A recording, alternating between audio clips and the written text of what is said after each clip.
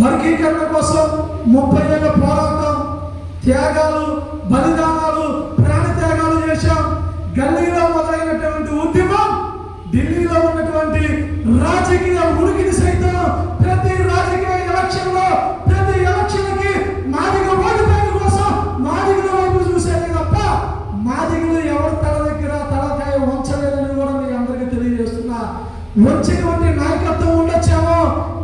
దాదాపు ఈ రాష్ట్రంలో 34 లక్షల మందికి పైగా ఉన్నటువంటి మాదిగలు ఒక్కసారి ఓటు మన ఓటు మన కోసమని నినాదం లేపితే రాష్ట్ర ప్రభుత్వం సైతం మన దగ్గరకు వచ్చి చెప్పడం మీ అందరికీ తెలియజేస్తున్నా.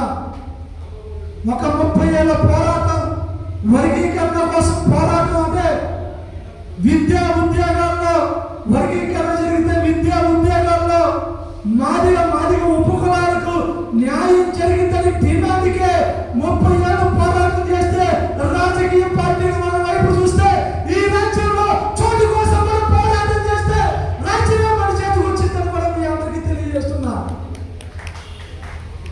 ఓటు రాజకీయాలు ఒకవైపు, ముఖ్యమంత్రి పీఠం ఈ రాష్ట్రంలో రాజ్య పరిపాలన కొనసాగిస్తున్నటువంటి ఏ కులమైనా ఉంది ఆ కులానికి ఎస్సీలు, ఎస్టీలు, బీసీలు, మైనారిటీలు ఓటు బ్యాంక్ ఎంత అవసరం అంటే ఎలక్షన్ వచ్చినప్పుడు మాత్రమే మన ఓటు అవసరం.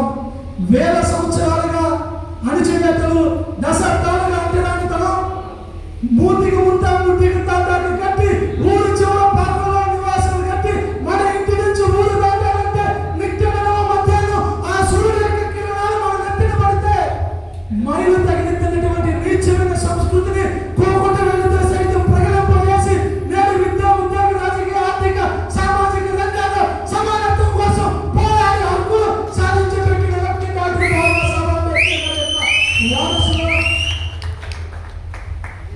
అంబేద్కర్ గారికి ముందు ఈ దేశాన్ని పాలించిన మొట్టమొదటి రాజులు మాదిగ మహారాజులు, పశ్చిమ బెంగాల్ ప్రాంతాన్ని పాలించినటువంటి రాజులు మాదిగ రాజులు. గౌతమ బుద్ధుడు ఈ భారతదేశాన్ని మొదటిసారిగా పరిపాలించినటువంటి రాజు గౌతమ బుద్ధుడు. గౌతమ బుద్ధుడు తర్వాత వచ్చినటువంటి రాజు చంద్రగుప్త రాజులు. చంద్రగుప్త రాజు తర్వాత ఈ దేశ పరిపాలన ఈ రోజు రాజ్యాంగంలో అమలైనటువంటి పరిపాలన అశోక చక్రవర్తి పాలించిన రాజు ఈ మాదిగ రాజు. అశోక చక్రవర్తి తర్వాత వచ్చిన రాజు సంతు రవిదాస్. సంతు రవిదాస్ వరకు ఈ దేశాన్ని పాలించిన మాదిగ మహారాజులు మనమైతే సంతు రవిదాస్ దగ్గర నుంచి అంటరాని వాళ్ళగా వెళ్ళినటువంటి మనం, అంటరాని వాళ్ళగా చిత్రీకరించిన మనం, కబీర్ దాస్ అంటరానితనం గురించి పోరాటం చేసిన మాదిగ మహారాజ్, ఎస్సీ ఎస్టీ బీసీలకు చెందినటువంటి వ్యక్తి ఛత్రపతి శివాజీ మహారాజ్ ఈ కులాల కోసం పోరాటం చేస్తే ఛత్రపతి శివాజీ రాజు యొక్క పోరాటాన్ని చూసి విద్య కోసం పోరాటం చేసిన మహాత్మా జ్యోతిబా పూలే అయితే జ్యోతిబాబు పూలే ప్రవేశపెట్టిన చదువు వల్ల ముందుకు వచ్చినటువంటి సాహు మహారాజ్ అయితే సాహు మహారాజ్ ఇచ్చినటువంటి స్కాలర్షిప్ తో విదేశాల్లో చదువును పూర్తి చేసి మన తలరాత్రులు మార్చిన డాక్టర్ బాబాసాహెబ్ అంబేద్కర్ యొక్క వారసులు మనం.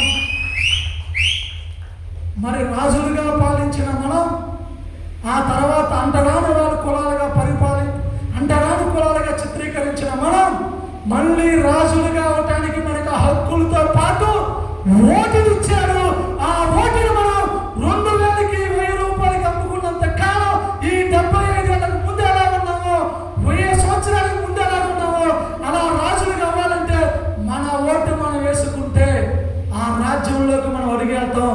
ఆ ఓటు 1 రూపాయి ఖర్చు లేకుండా మన ఓటు మన కోసం వేస్తే కనీసం ఈ రాజ్యం పాలనలో ఈ రాజ్యాన్ని పాలిస్తున్నటువంటి శక్తులకి భయాన్ని చూపించాలంటే మన ఓటు మనం ఒక్కసారి వినియోగించుకుంటే ఆ ఓటు విలువ తెలిసింది.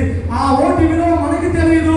మన ఓటు విలువ మన పక్కన ఉన్నటువంటి అగ్రవర్ణ రాజ్యానికి మన ఓటు విలువ తెలుసు. కాబట్టి ఎలక్షన్నప్పుడు మాదిగల ఓట్లు, మానవ ఓట్లు, బీసీల ఓట్లను ముందుకు వచ్చినంత కాలం మన ఓటులు మన కోసం వేస్తే చరిత్ర తిరగరాయగలం, చరిత్రలో నిలబడగలం కూడా మీ అందరికీ తెలియజేస్తున్నా. వర్గీకరణ కోసం పోరాటం, రాజకీయ ఉనికి కోసం, రాజకీయాల్లో మనం ఉండాలంటే అరే 2019 ఎలక్షన్లకి, 2014 ఎలక్షన్లకి, 2024 ఎలక్షన్లకి మన పాత్ర ఎంత ఉందో మీ అందరికీ తెలుసు. గత 30 ఏళ్ళగా మన రాజకీయ ప్రస్తావన మీ అందరికీ తెలుసు. కానీ మన ప్రస్తావన స్టోర్లో బియ్యం కోసం, 3000 ఫిక్షన్ కోసం,